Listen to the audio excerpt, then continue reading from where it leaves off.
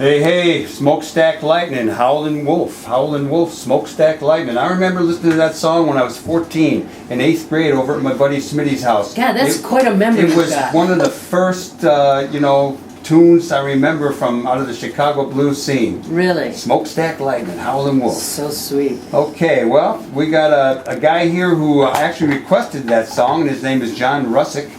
And John is, I'm not sure what your official title is, but you are at the Chicago History Museum, and you're here to talk about the museum and a couple of exhibits that you have going on. Good morning. Good morning. Thanks for having me on. What is your official capacity over there at that beautiful museum? My official capacity, I am the Vice President for Interpretation and Education, which basically translates into the sort of public... the public guy. Exhibitions, public programs, curatorial, the collections we bring in, that sort of... Well, if I walk in beside where the Gas for Less sign is in that beautiful old car, which way do I go to find you when you're there? I'm everywhere. All right. In that experience. We like a guy who's everywhere. You know, the exhibits, the programs, sort of the way we talk about history, the way we share the collection. It's a collective responsibility. Of course, there are a lot of people making these things happen, and certainly that's the case with the exhibits we're going to talk about. How long have you been there, and where were you before you came to the Chicago? Yeah, where do you come from? We'll get to the museum. It just depends on We'd how like long to know your where you answer were is. born, where you grew up, where you went to high school. Yeah, I was going to say, Stop you it. guys want to know. I've been working in museums all of my professional life. So I worked at the Field Museum for a few years at the beginning of my career. I worked at the National Museum of American History, at the Smithsonian for a few years. Then I was in Washington, D.C. right before I came to Chicago in the late 90s, and I've been here ever since at the Chicago History Museum. Even before it was the Chicago History Museum, back when it was the Chicago Historical Society. I love that place. I mean, I taught urban studies in Chicago, and we had a lot of students who went through as interns there when Studs was still putting all those tapes and stuff that he has sitting there. There's nothing like walking through the halls of the museum and running into Studs Terkel to know that you're at the vortex of Chicago history. Bingo. Right. Bingo. So that was one of the first encounters I had at the museum. I was being shown to where my office was going to be, and I turned a corner and there's the red socked man strolling down the hallway. I love it. He shook my hand, and I was just like, "Oh, okay, I'm home." Michael just put a picture of Studs, who we interviewed on this show when it was still over at the Heartland, and a nice picture of you and your daughter. And you in the background making some wild ass move. I was pointing to take a picture of Casey and Studs. I think I was, but I wish I wasn't in the picture. Anyway. You look good, Katy. John Russick, what are the current exhibitions? Part of why we're here today is the incredible array of exhibitions you have, both Amplified, Race, and I think one other. You want to talk about Amplified in honor of Chicago Blues? Sure. I mean, Chicago Blues Weekend, that just feels like the right exhibit to focus on first anyway. So this has been just a treat of a project to work on. We acquired a really important American musical collection, photography generated by a gentleman by the name of Rayburn Fleurlage, who was in this community a lot in the 1960s, between about 1959 and about 1971. He was just before Lynn Orman Weiss started taking pictures. Before I was born. Community. No, just kidding. He was really immersed in this community. He knew these musicians. He was very interested in their lives, so he photographed them in their homes. He photographed them in their studio spaces, in their recording spaces, and in their performance spaces. And then on top of it, one of the most appealing things to us was that he photographed the neighborhoods in which these people lived. Their clubs were. The whole blues music environment was recorded in photography through this collection. Approximately 45,000 images in this one collection. How do you pick out? For an exhibition? Yeah. Yeah, no, that's the challenge. We actually, one of the things that listeners might be interested in is that we digitized the vast majority of this collection, because it makes that process of curation so much more more accessible Right. and gives you an opportunity to really do some comparative choice making as you go through the process of like trying to figure out which musicians you're going to focus on, which images really tell the story the best and sort of convey the meaning of the music and the environment. So that's the advantage of that is, of course, then the collection is accessible to everyone. Right? I mean, people can access it through our research center or through our digital portals and see some of this material. But that the beginning of the story was actually acquiring the collection and then having what turns out to be just an incredible, almost encyclopedic record of the 1960s music scene. And when we really started to dig into it, we were looking for what that hook was that made Chicago blues in this period really distinct, and that's where the word amplified came from. The title of the show was just this idea that our curator at that time had, which was that Chicago blues was sort of revving up and amplifying its sound to compete with just the noise of the city and to create a unique sound, and that everybody was miking up, and even the harp players were putting a microphone to their instruments, and that this was the beginnings of something that was really unique and special in Chicago. I'm just thinking as you say that, the Maxwell Street blues players who'd bring their little amp Exactly. and plug in and just They got rev bigger up, and bigger. as you said. That's good. Well, and it's evident in the photography too. That's the beauty of having something like that to document what you're trying to say, is that you're not trying to say something and looking for evidence as much as you're finding the evidence in the imagery and then shaping the story that we tell around that. So How's been the foot traffic for good. Amplify? What we tried to do was we recognize that there's a community of people who are just hungry for this collection and this story because they love it, and we don't want to disappoint those people. We want them to come. We want them to see the photography and hear the music that they love.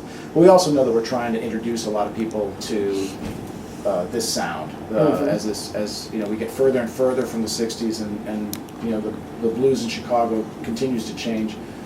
How do we keep people engaged with this sound and knowing what Chicago did in this time period?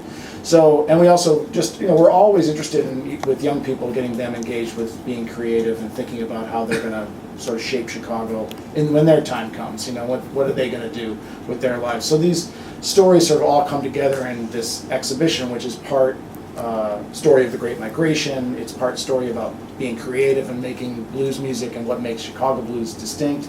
And it's also a great document of these musicians and what they did. So it sort of works on all these different levels. It's very interactive. People get to perform music on guitar.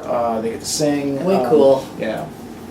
I'm just wondering, I'm looking forward to coming over and seeing this exhibit. Usually I show up with my DePaul class and we look at the '68 stuff. But I'm wondering, I'm thinking about a follow-up. I'm wondering about the photographer Mark Pokepner.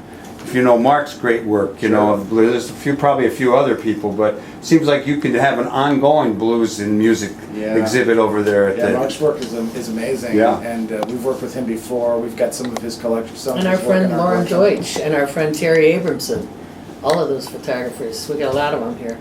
Let me just move us on also to the other exhibit, and I wonder how you figure out the square footage of each of these exhibits, because Race, Are We So Different, ? Which is there until July 15th. Yes. I know we covered it a little bit when it was in Skokie a couple of years ago. The Holocaust Museum, is it the same exhibit? It actually is sort of the same exhibit. Okay. That exhibit that was at the Holocaust Museum was what was a very small version of the full exhibition. 5,500 square feet of exhibition about the history of race in America, and we took the full show. Their show was about maybe a quarter of the size. I should think. What this exhibition offers is just a really deep dive into not just the science and the sort of anthropological race as a made-up construct about race and where that came from. The idea behind the show really emerged from the American Anthropological Association, which had felt like they had contributed to this idea that race was this really foundational and necessary and important way of thinking about people. and they wanted to undo that. They wanted to Oh, say, good. you know, whatever contribution we had made to that becoming the way people think about people, we want to say that's just not accurate. It's not foundational. We've created it, and we've built it into something that it truly isn't. Can I ask you, John Russick, how do you see folks going through that exhibit? How do you see them grasping or not that concept of race as a social construct? Can you tell? It's sort of hard to miss. I mean, that is the main. Yeah, I mean, if you go through that exhibit and you miss that point, you're not paying a whole lot of attention. But my question is, can people grasp that? You know what I think happens in that exhibit? I think your question is it even graspable for those of us who are ready to accept it? Right? Because it is so ingrained in our lives. Right. We've been told about race. How to look at people. I've been talking about this exhibition that is fundamental messages. There's no such thing as race, and I've been trying not to use the word race. Yeah. When I'm talking about it. It's really hard. Right. Because the language isn't there to talk about people as one thing.